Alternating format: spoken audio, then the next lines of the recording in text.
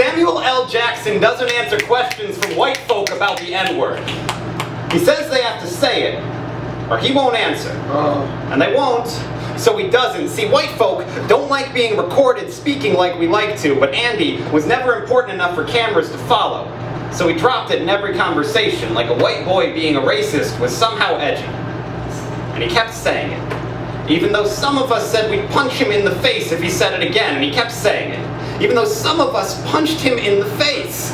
But he never said it when Makita came around. Just looked uncomfortable when we asked him why he was silent. And me and Makita were uncomfortable.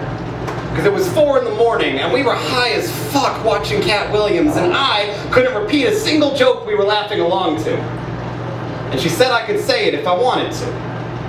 And I wanted to. But I didn't say it. And Tim said it wouldn't be racist if I called him it, as long as I pronounced the A. And I wanted to, but I didn't say it. But my girlfriend did, but she pronounced the R, so I pronounced the X in girlfriend. Yeah. And my white friends ask, when can I say it? And I say, you can't. And they say, what if I'm quoting a black person? What if I'm quoting a song? What if I'm talking about racism? What if I'm talking about Huck Finn? How will I talk about Huck Finn? They will find every reason possible to say it. And they will talk about Huck Finn so much more often than makes sense. And in 2012, Chief Keef played Lollapalooza. Filled the stage with his entire crew.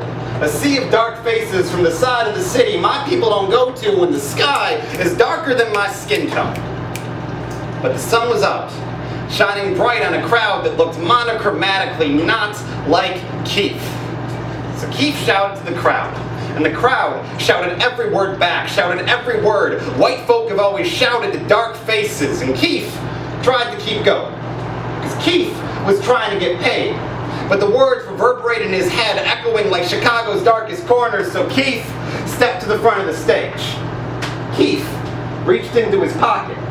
Keef pulled out all the money they paid him with, and Keef made it rain over all the white faces who didn't need another dollar, but needed to know what it was like to be spat on.